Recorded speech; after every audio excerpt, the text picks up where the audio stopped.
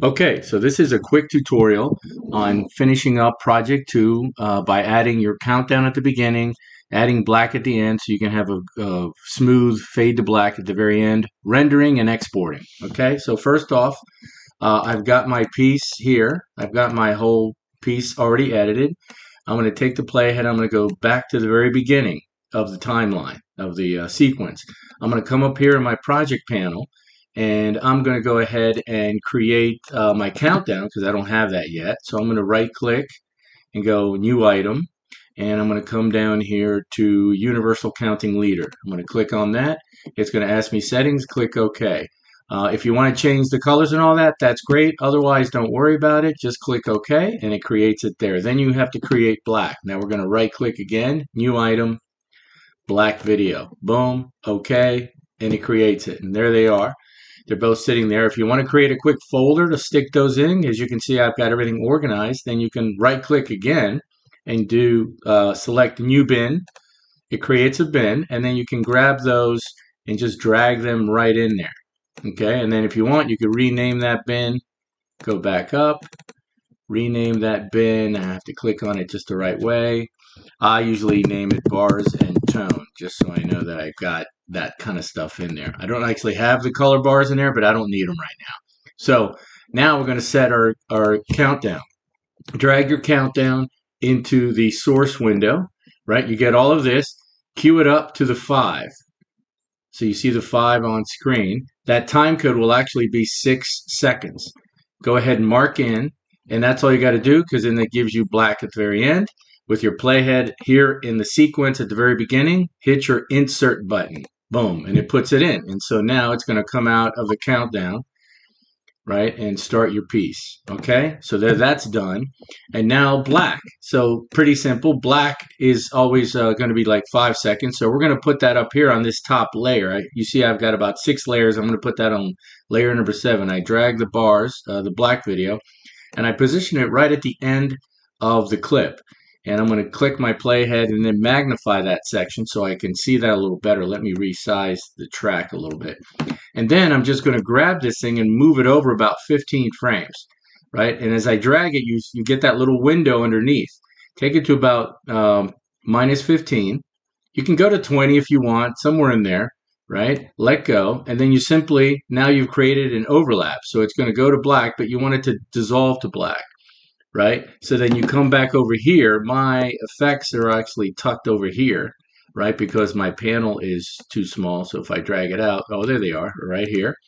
And I'm going to go into video transitions, open the dissolve folder and get that cross dissolve and slap it on that black video right there. Now it's gonna give me a 1 second dissolve. So double click on the dissolve and set that at 15 frames. Click OK, and there you go. Boom. And then now it will give you a nice clean fade to black, right? And you want to make sure that all your video clips are as at least as long as your dissolve. If you want to extend them even a couple more frames beyond that, that's fine too, because this guarantees that they will stay under there as it fades to black. Because if these are too short, right, if the dissolve is longer than the end of your clips, then you're going to see this, right? And it's going to cut off abruptly. So you don't want that.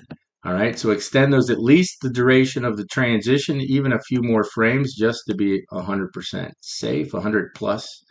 And there you go, nice smooth black. So now I'm going to resize my timeline. Now you just need to render.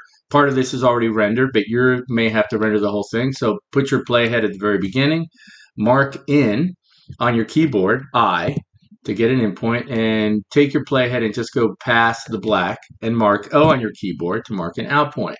So now that range is selected. Then you come up to sequence and you go render into out. And then this is going to render that. And after this, now, of course, it should be all green, right? Leave those markers in there, right? Everything's there. Do a Command S or Control S, just save. And now I move my playhead back to the beginning again. Leave the markers there because that's defining the range. And we go up here to export, right? And that's going to give you a new window. And it should say media file. First thing is file name. So remember, you want to name this with your first initial, right? So I'm going to do my first initial, last name, and this is project 2. Um, and depending what class you're in, if you're Monday, Wednesday PM, or TRAM, Tuesday, Thursday AM. So I'm just going to do Monday, Wednesday PM for now. But I'm also going to put I don't think I've done this before, so I can probably use that name. It should let me. Then you decide, then you have to put it in your drive. So I have a specific location. This location will be different for you, but I'm going to put this in my D drive, which is a secondary drive, and I put it in Montgomery College folder. Again, you're going to have a different location for this, more than likely. So you figure it out if you're doing it at home or you're doing it in the lab. Then I hit save. So that defines the location. And the preset that you want here is going to be YouTube 1080. If it doesn't show up, drag this slider all the way down, go to more presets, and you can literally type in the search window YouTube.